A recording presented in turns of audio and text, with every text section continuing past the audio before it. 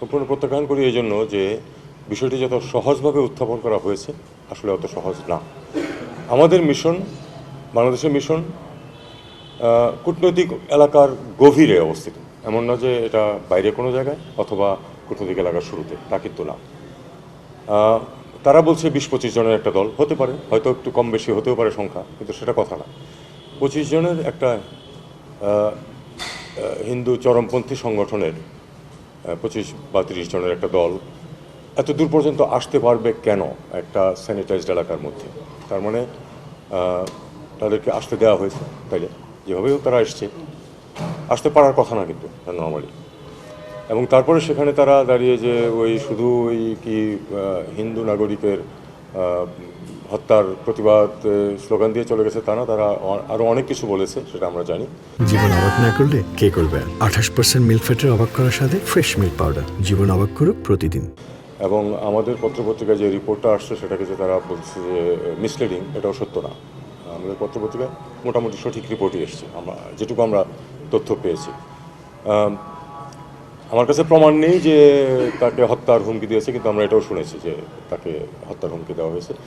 সেটা কেউ একজন কথা বললো সেটার মধ্যে হতে পারে, কিন্তু আমার কথা হলো যে এ পর্যন্ত আসতে পারবে কেন, এসে সেখানে হুমকি দিতে পারবে কেন? সাধারণত আমরা যখন কোনো প্রোটেস্ট গ্রুপ যখন যায় সেটা আগে থেকে ইনফর্ম করা হয় এবং পুলিশ তাদেরকে একটু দূরে এক জায়গাতে আটকে দেয়। কখনো যদি কোনো কাগজপত্র দেওয়ার থাকে 2 জন এসে দিয়ে যায়, এটা হলো নর্ম, সবখানে এটা হয়, আমাদের দেশেও হয়। এটা আমরা গ্রহণ করি না। দ্বিতীয়ত বিষয় হচ্ছে যে একজন বাংলাদেশি নাগরিক নৃশংসভাবে খুন হয়েছে, এটার সাথে মাইনরিটিজের নিরাপত্তাকে একসাথে করে ফেলার কোনো মানে হয় না। তিনি বাংলাদেশের নাগরিক যাকে হত্যা করা হয়েছে এবং অবিলম্বে বাংলাদেশের ব্যাপারে অ্যাকশন নিয়েছে। ইতিমধ্যে আপনারা জানেন যে বেশ কিছু অ্যারেস্ট করা হয়েছে। তো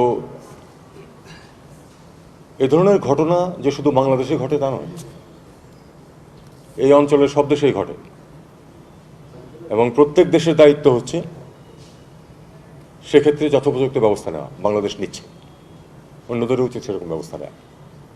কাজেই এটা গ্রহণযোগ্য না যেভাবে এটাকে উপস্থাপন করা হয়েছে। আমরা মনে করি যে এটা নর্মালি যে সিকিউরিটির যে নিয়মকানুন আছে সেটা এখানে ঠিকমতো পালিত হয়নি। তারা বলছে যে তারা আমাদের সব মিশনের নিরাপত্তা দেখছে, আমরা সেটা নোট করেছি, ঠিক আছে। যদি তেমন পরিবেশ সৃষ্টি হয় তাহলে আমরা সেটা করব, কিন্তু এখনো পর্যন্ত আমরা যেটা দেখছি যে আমরা এখনো ভরসা রাখছি যে